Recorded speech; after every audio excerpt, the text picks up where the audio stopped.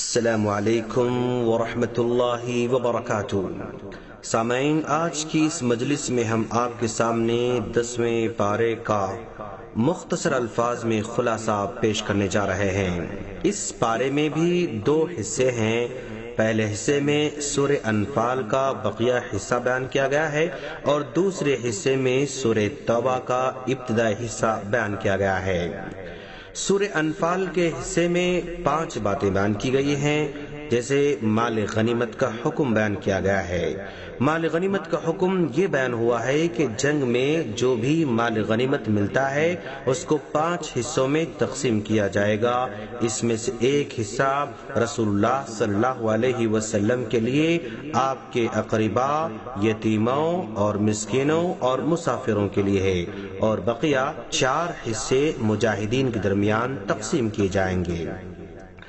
دوسری بات، غزوہ بدر کے حالات بیان کیے گئے ہیں۔ جنگ بدر میں کفار مسلمانوں کو اور مسلمان کفار کو تعداد میں کم سمجھے، اور ایسا اس لیے ہوا کہ اس جنگ کا ہونا اللہ کے ہاں طے ہو چکا تھا۔ مسلمانوں کو کم اس لیے بتائے گئے تاکہ ان کی ہمت بنی رہے، اور کفار کو مسلمان کم اس لیے بتائے گئے کہ یہ کفار میدان چھوڑ کر بھاگ نہ جائیں، کیونکہ ان تمام کو ہلاک کرنے کا فیصلہ ہو چکا تھا۔ شیطان مشرکین کے سامنے ان کے اعمال کو خوبصورت بنا کر کے پیش کرتا رہا، دوسری طرف مسلمانوں کی مدد کے لیے آسمان سے فرشتے نازل ہوتے رہے۔ قریش غزوہ بدر میں ذلیل خوار ہو کر چلے گئے، بڑے بڑے سرداروں کو اسی جنگ بدر میں ہلاک کیا گیا۔ تیسری بات، اللہ تبارک و تعالیٰ کی مدد کے 4 اسباب بتائے گئے ہیں۔ نمبر 1، میدان جنگ میں ثابت قدم رہنا ہوگا۔ نمبر 2، اللہ تعالیٰ کا کثرت سے ذکر کرنا ہوگا۔ نمبر 3، اختلاف اور لڑائی سے بچ کر رہنا ہوگا۔ نمبر 4، مقابلے میں ناموافق امور پر صبر کرنا پڑے گا۔ یہ 4 چیزیں ایسی ہیں جن کی وجہ سے اللہ کی مدد حاصل ہوتی ہے۔ چوتھی بات، جنگ سے متعلق کچھ ہدایت بھی دیے گئے ہیں، جیسے دشمنوں سے مقابلے کے لیے مادی طور پر، فوجی طور پر، روحانی طور پر، تینوں اعتبار سے مکمل تیاری رکھنا ہوگا، اور اگر کافر صلح کرنا چاہیں تو صلح بھی کرنا چاہیے۔ 5ویں بات، ہجرت اور نصرت کے فضائل بیان کیے گئے ہیں۔ یہ بتایا گیا ہے کہ مہاجرین و انصار سچے مومن ہیں۔ گناہوں کی مغفرت کا تذکرہ کیا گیا، رزق کریم کا وعدہ بھی کیا گیا۔ اس کے بعد سورہ توبہ کا جو ابتدائی حصہ اس میں بیان کیا گیا ہے، اس میں 2 باتیں بیان کی گئی ہیں۔ پہلی بات، مشرکین اور اہل کتاب کے ساتھ جہاد کا تذکرہ کیا گیا۔ مشرکین نے مسلمانوں سے جو وعدے کیے تھے انہوں نے توڑے، تو جواب میں مسلمانوں نے مشرکین سے جو معاہدے کیے تھے ان سے برات کا اعلان کیا گیا۔ اسی طرح مشرکین کو حج بیت اللہ سے منع کر دیا گیا اور اہل کتاب کے ساتھ قتال کی اجازت دی گئی۔ مسلمانوں اور منافقوں کے درمیان واضح فرق بتایا گیا۔ منافقوں اور مسلمانوں میں فرق کرنے والی بنیادی چیز غزوہ تبوک بنی۔ رومیوں کے ساتھ مقابلہ، جو وقت کے سپر پاور تھے اور شدید گرمی اور فقر و فاقے کے موقع پر پھل پکے ہوئے تھے، مسلمان سوائے چند کے سب چلے گئے، جبکہ منافقین نے بہانہ بنانا شروع کر دیا۔ اس طرح منافقین کی شناخت ہو گئی۔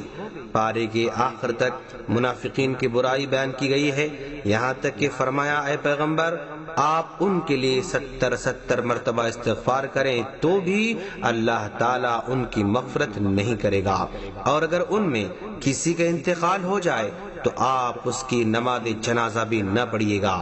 پھر ان مسلمانوں کا بھی ذکر ہے جو کسی عذر کی وجہ سے اس غزوے میں شریک نہ ہو سکے۔ اس طرح 10واں پارہ مکمل ہو جاتا ہے۔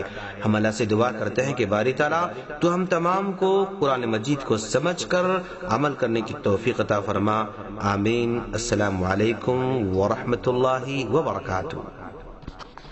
شناخت ہو گئی، پارے کے آخر تک منافقین کی برائی بیان کی گئی ہے، یہاں تک فرما دیا کہ اے پیغمبر آپ ان کے لیے 70 مرتبہ بھی استغفار کریں تو بھی اللہ تعالیٰ ان کی مغفرت نہیں کرے گا، اور اگر ان میں کسی کا انتقال ہو جائے تو آپ اس کی نماز جنازہ بھی نہ پڑھیے گا۔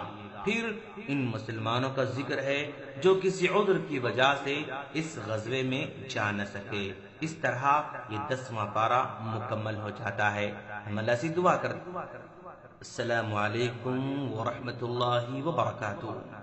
سامعین، عام طور پر ایک سوال یہ کیا جاتا ہے کہ زکوٰۃ دینے سے پہلے سامنے والے کو بتانا ضروری ہے کہ زکوٰۃ کا مال ہے یا بولے بنا بھی دیا جا سکتا ہے؟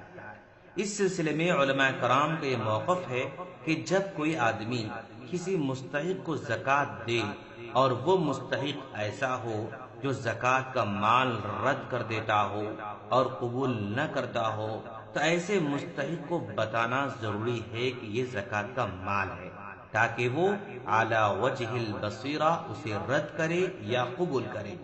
اور اگر وہ آدمی جس کو زکوٰۃ دی جا رہی ہو وہ زکوٰۃ لے لیتا ہو، اس کو کسی قسم کا اعتراض نہ ہو، تو پھر اس کو بتانے کی ضرورت نہیں ہے، بلکہ بہتر یہ ہے کہ اسے نہ بتایا جائے، کیونکہ اس میں ایک طرح سے احسان کا پہلو بھی پایا جاتا ہے، اور اللہ تعالیٰ فرماتا ہے یا ایھا الذین آمنوا لا تبطلوا صدقاتکم بالمن والاذی، سورہ بقرہ آیت نمبر 264، جس میں فرماتا ہے اے مومنو، اپنے صدقات و خیرات کو احسان جتا کر ایذا رسانی کے ذریعے برباد نہ کرو۔ خلاصہ کلام یہ ہے کہ جس کو دیا جا رہا ہے وہ زکوٰۃ کو آسانی سے قبول کر لیتا ہو تو بتانے کی ضرورت نہیں ہے، اور اگر کوئی زکوٰۃ سے پرہیز کرتا ہے، زکوٰۃ لینے سے انکار کرتا ہے، تو ایسے آدمی کو بنا بولے نہیں دینا چاہیے، اس کو بتا کر دینا ہوگا، کیونکہ اگر وہ لیتا ہے تو ٹھیک ہے، اور اگر اس کو پسند نہ ہو تو وہ رد کر سکتا ہے۔ ہم اللہ سے دعا کرتے ہیں کہ باری تعالیٰ تو ہم تمام کو دین کی سمجھ عطا فرما، آمین۔ السلام علیکم ورحمۃ اللہ وبرکاتہ۔